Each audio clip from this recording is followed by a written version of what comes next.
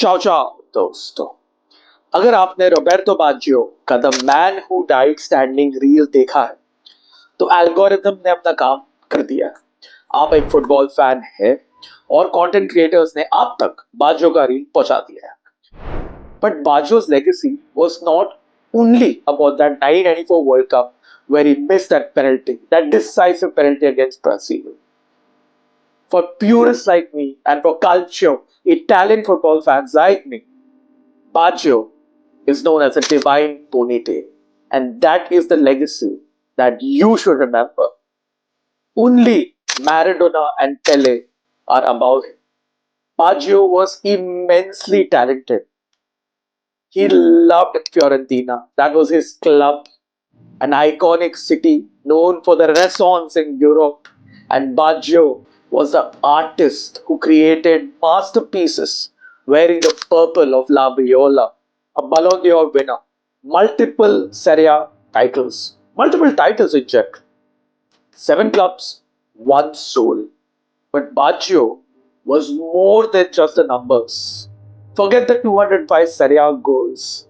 Forget that penalty miss against Brazil for 1 second. I mean, just imagine, koi bhi banda would have fallen down, but Baggio stood still and fought back. He is a devout Buddhist. He believes that suffering helps men to become stronger.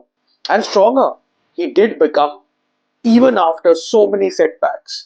मैंने जैसे बताया था कि he suffered a lot of injuries. मुझे याद है when he moved from Fiorentina to Juve, there was a lot of tension amongst the Viola faithfuls.